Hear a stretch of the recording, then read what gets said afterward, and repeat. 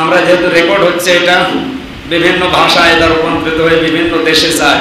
তাম দুনিয়ার 228টা রাষ্ট্রের 57টা মুসলিম রাষ্ট্রের এখন পররাষ্ট্র নীতির ইবাদত, সবচাইতে বড় ইবাদত এখন আমাদের ঐক্যবদ্ধ হওয়া।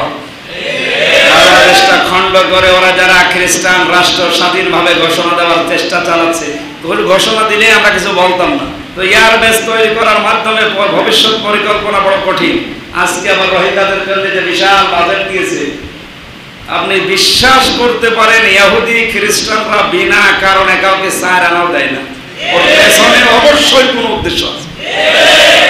10 লক্ষ মানুষকে ওরা ওদের নিজের দেশে ফিরিয়ে দেওয়ার কোনো চিন্তা ভাবনা এখনো পর্যন্ত দিচ্ছে না, শুধু মাল পাঠাচ্ছে, খাও, এখানে সন্তান জন্মাও। আমি 2-3 দিন আগে ছিলাম এই লাইনে, এই যে ছেলেটার আমি ছিলাম মুখিয়া, সব ওই জায়গাগুলো দেখলাম।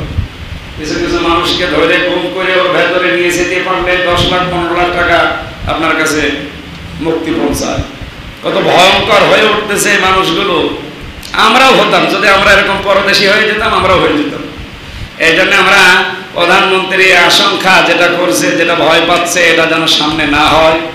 মুসলমান রাষ্ট্রগুলো এবং আমাদের দেশের আমরা যারা মুসলিম, ছোটখাটো বিষয় নিয়ে কাদা ছড়াছড়ি বাদ দিয়ে এই ইবাদতটার দিকে মনোনিবেশ করি।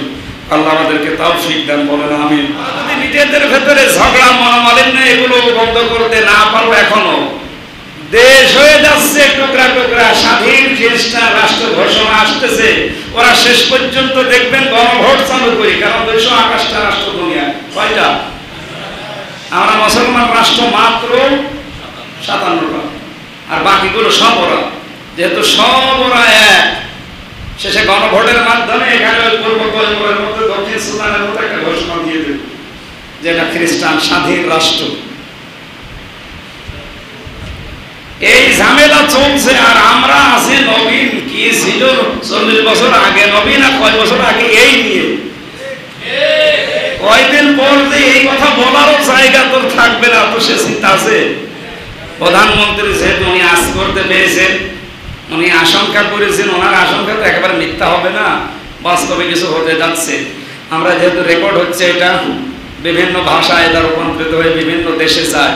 তাম দুনিয়ার 228টা রাষ্ট্রের 57টা মুসলিম রাষ্ট্রের এখন পররাষ্ট্র নীতির ইবাদত, সবচাইতে বড় ইবাদত এখন আমাদের ঐক্যবদ্ধ হওয়া। বাংলাদেশটা খণ্ড করে ওরা যারা খ্রিস্টান রাষ্ট্র স্বাধীনভাবে ঘোষণা দেওয়ার চেষ্টা চালাচ্ছে, ঘোষণা দিলে আমরা কিছু বলতাম না, তো এয়ারবেস তৈরি করার মাধ্যমে ভবিষ্যৎ পরিকল্পনা বড় কঠিন।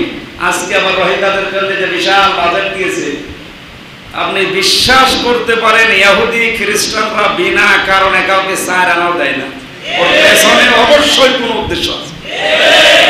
10 লক্ষ মানুষকে ওরা ওদের নিজের দেশে ফিরিয়ে দেওয়ার কোনো চিন্তা ভাবনা এখনো পর্যন্ত দিচ্ছে না, শুধু মাল পাঠাচ্ছে, খাও, এখানে সন্তান জন্মাও। আমি 2-3 দিন আগে ছিলাম এই লাইনে, এই যে ছেলেটার আমি ছিলাম মুখিয়া, সব ওই জায়গাগুলো দেখলাম। কিছু কিছু মানুষকে ধরে গুম করে ওর ভেতরে নিয়ে যেতে পারলে 10 লাখ 15 লাখ টাকা আপনার কাছে মুক্তি পৌঁছায়। কত ভয়ঙ্কর হয়ে উঠতেছে এই মানুষগুলো। আমরাও হতাম, যদি আমরা এরকম পরদেশী হয়ে যেতাম, আমরাও হয়ে যেতাম। এই জন্য আমরা প্রধানমন্ত্রী আশঙ্কা যেটা করছে, যেটা ভয় পাচ্ছে, এটা যেন সামনে না হয়। মুসলমান রাষ্ট্রগুলো এবং আমাদের দেশের আমরা যারা মুসলিম, ছোটখাটো বিষয় নিয়ে কাদা ছড়াছড়ি বাদ দিয়ে এই ইবাদতটার দিকে মনোনিবেশ করি। আল্লাহ আমাদেরকে তৌফিক দেন, বলেন আমিন। সবচাইতে বেশি ইবাদতটা দরকার আন্তর্জাতিক মহলে, যেটা পররাষ্ট্রনীতির আয়াত কোরআনে কারিমে আল্লাহ খেলা করার জন্য দিয়ে রাখে না, এটা যে ইবাদত। আর 57টা মুসলিম রাষ্ট্র যদি সত্যি জানতো, ফিলিস্তিন স্বাধীন হয়ে যেত। ইয়া আইয়ুহাল্লাযীনা আমানু লা তাত্তাখিযুল ইয়াহুদা ওয়ান নাসারা আউলিয়া বা'দুহুম আউলিয়াউ বা'দ। ওহে যারা ঈমানের দাবি করো, তাদেরকে বলছি তোমরা ইহুদি আর খ্রিস্টানদেরকে বন্ধুরূপে গ্রহণ করবা না। ওদেরকে একেবারে বন্ধ করা যাবে না, বন্ধুপূর্ণ আচরণ করা যাবে না, তা না। বা'দুহুম আউলিয়াউ বা'দ, ওরা যখন একে অপরের বন্ধু, তখন ওদের সব থেকে সাইডকিট থাকা লাগবে। আজ তাকান, তামাম দুনিয়ায় সবাই কিন্তু শুধু মুসলমান টাইপ করার জন্য। আমেরিকা এত কিছু বলে, অথচ ইহুদিরা যা করছে ওদের বিরুদ্ধে কোনো কথা এদের মুখে নেই।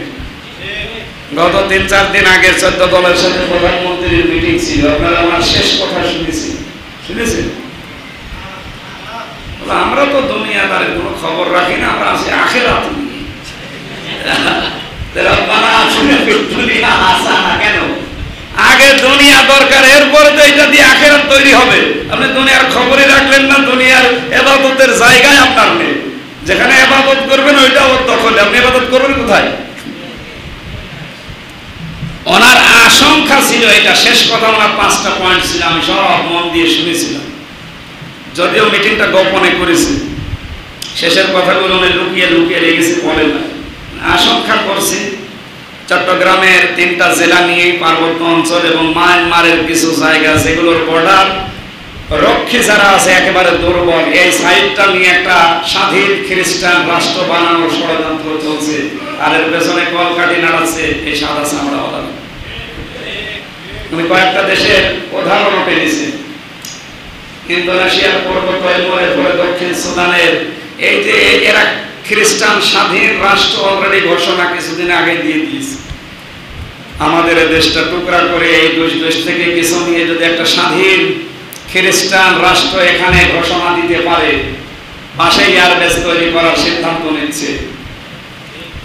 আপনি এয়ারবেস তৈরি করে কারে পারবেন? কোথায় আসে? আমেরিকা। তার মানে এখানে কিছু লুকিয়ে আছে। এখনো যদি বাংলাদেশের পাশে এবাদত বলা বোঝে, এই 57টা মুসলিম রাষ্ট্র যদি সত্যি বলে, আমরা তো পারবো না আমেরিকার সাথে। পারা না পারা পরের বিষয়, আপনাকে এক হন।